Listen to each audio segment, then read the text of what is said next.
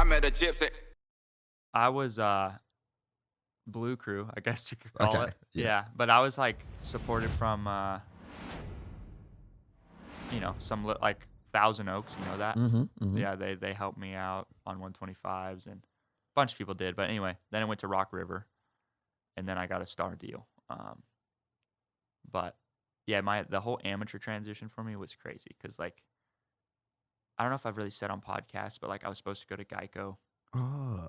Yeah, and then they were like getting a bike ready, and then it was after Loretta's in 2020, and then they called me and were like, it almost sounded fake, but they're like, hey, the team's folding, and I'm like, well, thank you for telling me before I just signed some paper, because I had a 3-year deal lined up, because Wyndham was helping me at the time, and he helped me out with that, so I was stoked on that because I was like, hopefully Mitch doesn't get mad, but that was like my dream team, dude. I loved Geico Honda. I don't know What why, was it about that? dude. K-Dub?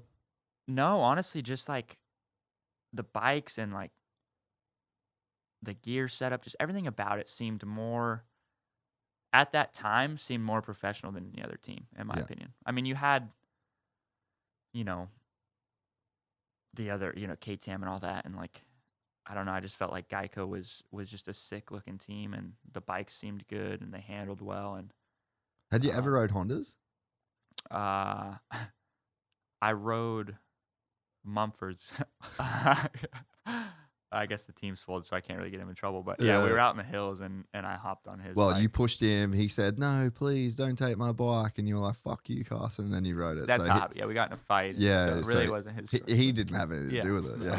Yeah. That's all on you. No, but I thought it was pretty good. They weren't the fastest thing. Yeah. But I don't know. That was like my dream team when I was just a kid. So yeah, Dude, they you folded. think about how dope they were though. Like in terms of, I remember like Josh Grant, Napster, Samsung, Sobe. I know, No Sobe, Fear. dude. Like, come on. Sobe was insane. I used to love drinking those things. I've never drunk one to this Really? day. Don't even know what they taste like. No. Dude, the pink one it's unreal. They It's the best never thing. made it to Australia. Damn, and there was a white one. Pina Colada was so good. So you just wanted that Sobe deal. Dude, well, I don't even think, was it even around then? No, there's no way. I wanted the DVS deal. That was in there. Yes. The shoes. Yeah. But yeah, I was a big Geico fan. Then they folded.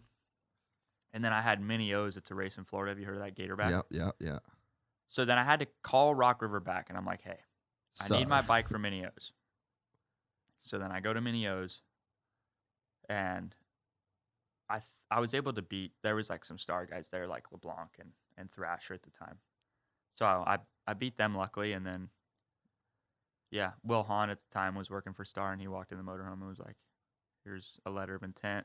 I signed it. So you had nothing because of the Geico thing. Yeah. But Star was weird. Like I went out to California like 2 different times and rode the bike, and I'm like waiting. I'm like, dude, where's my deal? I'm trying to get a hold of Will. So that was a weird thing, the Star deal. Like it took forever. How long you talking? Well, at Loretta's in 2020, they were talking to me already. So that's like August. Yeah. And then right after Loretta's, while I was in talks with Geico, I went to California to ride the Star bike just because I wanted to see. Yeah.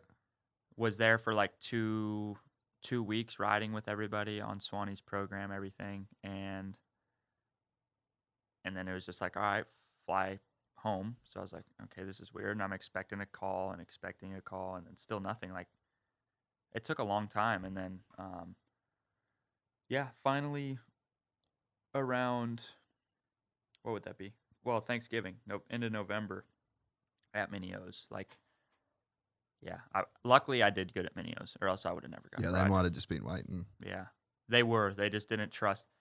For a lot of people, it was because I raced stock at Loretta, so they didn't really buy into it. They were like, yeah, we think he's okay, but he raced stock.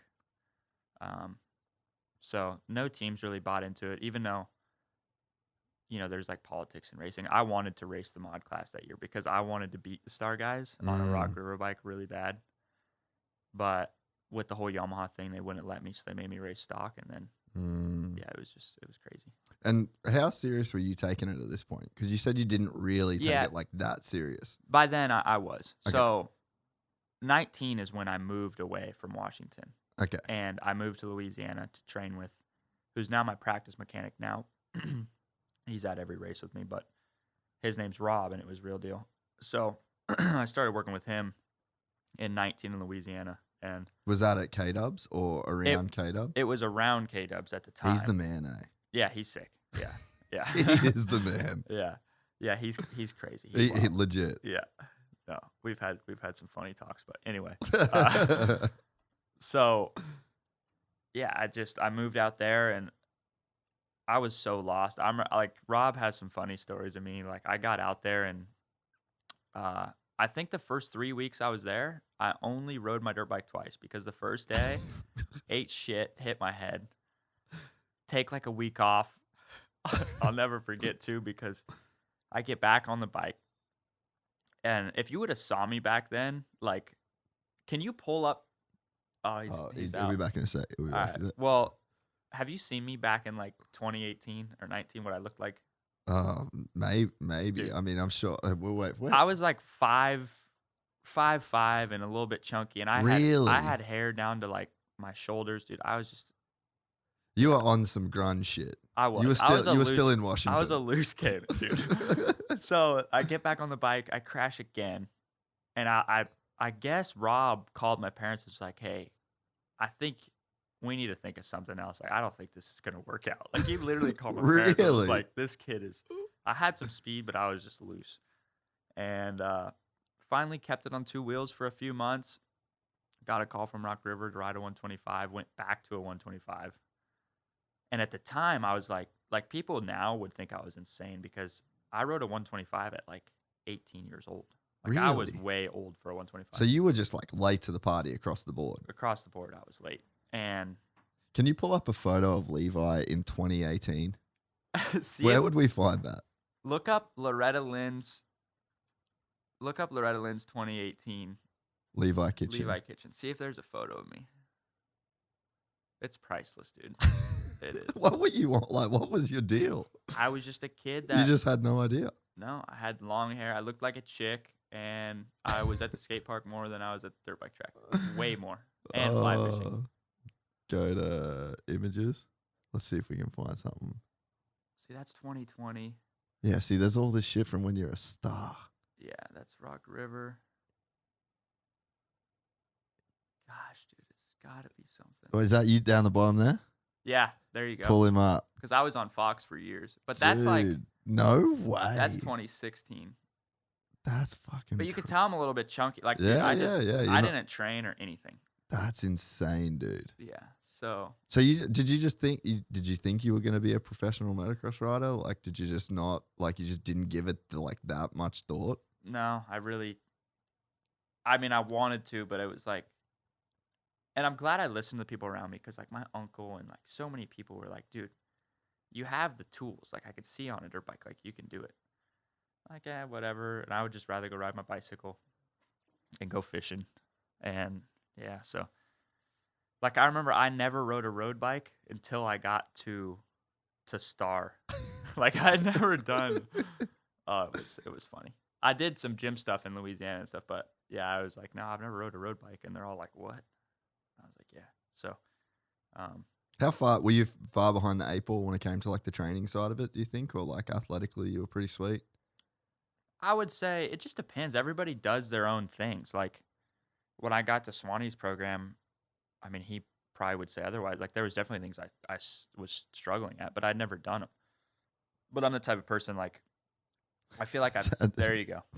That's unhinged. I love that. Yeah, like, you could tell the hair's pretty long in that. And I'm just got a baby face. So. Yeah, legit, like baby fat. Yeah, that was Rock River. And that was actually when I was starting to thin up, and I started training then. But That's insane. yeah, it was. So yeah, Crazy. you're at Star, and it's like the first time riding road bikes, just Oh, first yeah. time dealing with any of that. Yeah, and I was so weak. Like, it was cardio wise, I was pretty fit, or like pretty decent. But strength wise, I just didn't really do much strength. And And yeah, even at Star, it's not a ton of, it's a different kind of strength stuff. And like, so then when I went to Peter, it was almost like restarting again, because with him, I still was kind of weak in a way. If you enjoyed this content, please like and subscribe. And to listen to the full 3-hour podcast, search Gypsy Tales in your favorite podcast platform or click the link in the description below. Gypsy Gang.